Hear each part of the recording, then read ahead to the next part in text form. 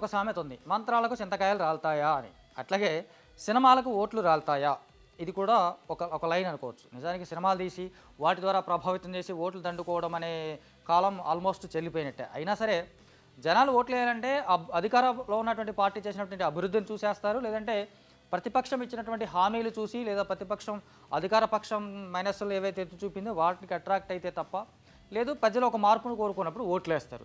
సినిమాలను చూసి ఓట్లేస్తారా అంటే అది ఖచ్చితంగా వాళ్ళ అవగాహన రాహిత్యం అనుకోవచ్చు, లేదా కొంత మేరకు పనిచేసే అవకాశం కూడా ఉంది. అస్సలే వర్కౌట్ అవ్వదని మాత్రం చెప్పలేం. సో ఇప్పుడు ఒక 2-3 నెలల్లో ఏపీలో ఎలక్షన్స్ జరగబోతూ ఉన్నాయి. ఆ ఎలక్షన్స్ని ప్రభావితం చేయడానికని చెప్పలేం, కానీ ఆ ఎలక్షన్ ముందే ఖచ్చితంగా యాత్ర 2 అనే ఒక సినిమా రాబోతూ ఉంది. వైఎస్ జగన్మోహన్ రెడ్డి పరిపాలనకు సంబంధించినటువంటి ఇప్పుడు అక్కడ ఏదైతే ప్రతిపక్షాలు తీవ్రమైనటువంటి విమర్శలు చేస్తూ ఉన్నాయి, అలాగే జగన్మోహన్ రెడ్డి కూడా వాటిని చాలా కౌంటర్ వేసుకుంటున్నాడు, వాళ్ళ పోటాపోటీగా సభలు పెట్టుకుంటున్నారు. అదొక అనదర్ మ్యాటర్.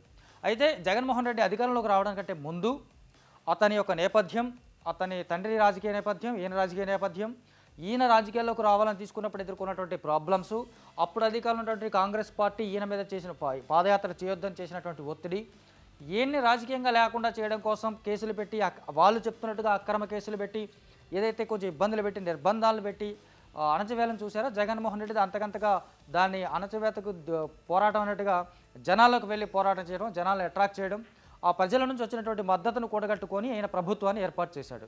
ఇంతవరకు క్లియర్. ఆ నేపథ్యాన్ని ఆయన ఎదుర్కొన్నటువంటి ఇంటర్నల్గా ఒక మానసిక సంఘర్షణ కావచ్చు, లేకపోతే రాజకీయపరమైనటువంటి వైరుధ్యాలు కావచ్చు, రాజకీయపరమైనటువంటి విధానాలు కావచ్చు, వీటన్నిటికి సంబంధించినటువంటి సమాహారంగా యాత్ర 2 సినిమా రాబోతోంది. మనందరికీ తెలిసింది ఏంటంటే యాత్ర అనే సినిమా ఆల్రెడీ మహి రాఘవ రాజశేఖర రెడ్డి పాదయాత్ర నేపథ్యంలో సినిమా తీశాడు, అంతవరకు క్లియర్. అప్పుడు కూడా ఆ సినిమా ఎలక్షన్ ముందే వచ్చింది, కొంతవరకు ప్రభావం చూపించింది అనేది విశ్లేషకులు చెప్తారు.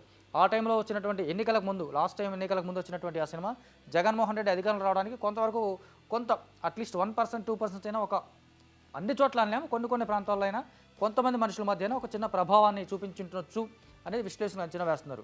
ఆ మ్యాజిక్ మళ్ళీ రిపీట్ అవుతుంది, ఆ 1% 2% ఏదైతే మళ్ళీ రిపీట్ అవుతుందనే ఒక ఆలోచన కొద్దీ వీళ్ళు సినిమా తీశారా, లేకపోతే జనరల్ కమర్షియల్ ఎంటర్టైనర్గా తీశారా అనేది లేటెస్ట్గా వచ్చినటువంటి ట్రైలర్ చూస్తే ఖచ్చితంగా అర్థమవుతుంది. ఖచ్చితంగా ఈ ట్రైలర్ చూస్తే కనుక ఈ సినిమా వెనకాల కంప్లీట్గా పొలిటికల్ ఇంటెన్షన్ మనకు అనిపిస్తూ ఉంది, దాంట్లో కాదనలేని సత్యం. అయితే ఇప్పుడు ఏపీలో రాజకీయాలు చూసుకుంటే పవన్ కళ్యాణ్ చంద్రబాబు నాయుడు అలయన్స్గా ఒక కూటమిగా వెళ్తూ ఉన్నారు. జగన్ ఎలాగైనా గద్దె దింపాలనేటువంటి లక్ష్యంతో వాళ్ళు పనిచేస్తూ ఉన్నారు, ఇది కూడా అందరికీ తెలుసు. సో ఇప్పటికిప్పుడు వాళ్ళు పొలిటికల్గా సినిమా తీయలేరు కాబట్టి కొన్నాళ్ళ క్రితం పూరి జగన్నాథ్ డైరెక్షన్లో పవన్ కళ్యాణ్ ఫస్ట్ టైం నటించినటువంటి కెమెరామెన్ గంగతో రాంబాబు అనే సినిమాని ఈ సినిమాకి పోటీగా ఇప్పుడు విడుదల చేయబోతూ ఉన్నారు. ఎస్, అంటే యాత్ర 2 ఏదైతే అక్కడ పొలిటికల్గా ఒక ప్రభావాన్ని చూపిస్తుందని వీళ్ళు భావిస్తున్నారు అని వీళ్ళు అనుకుంటున్నారు, అది నిజమే అని ప్రతిపక్షాలు కూడా భావిస్తున్నట్టు, లేదా ప్రతిపక్షాలకు సంబంధించినటువంటి పార్టీ అభిమానులు ఎవరైనా భావిస్తున్నట్టుగా ఈ పోటీగా పవన్ కళ్యాణ్ కెమెరామెన్ గంగతో రాంబాబు సినిమాని మళ్ళీ విడుదల చేయడం అనే దాన్ని ఒక కోణంలో చూడొచ్చు మనం.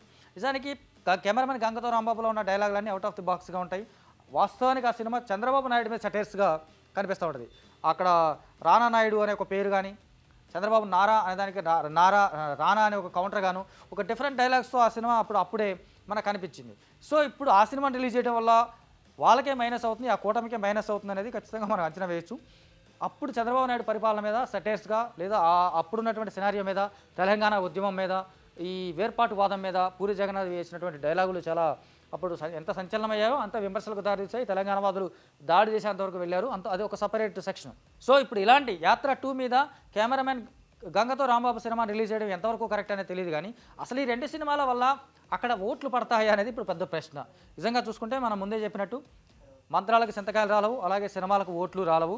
రాలిన ఓట్లు కూడా కొంతవరకు చిన్న ప్రభావం చూపిస్తాయి. దానివల్ల వచ్చేటువంటి అధికారం కానీ అధికారం రావడం కానీ పోవడం కానీ ఉంటుందా అనేది కూడా చాలా పెద్ద ప్రశ్న. ఆ ప్రశ్నకి ఈ 2 సినిమాలు సమాధానం చెప్తాయా అంటే ఖచ్చితంగా చెప్పవు అని మనం ఎప్పటికీ ప్రాథమికంగా ఒక అంచనాకి రావచ్చు.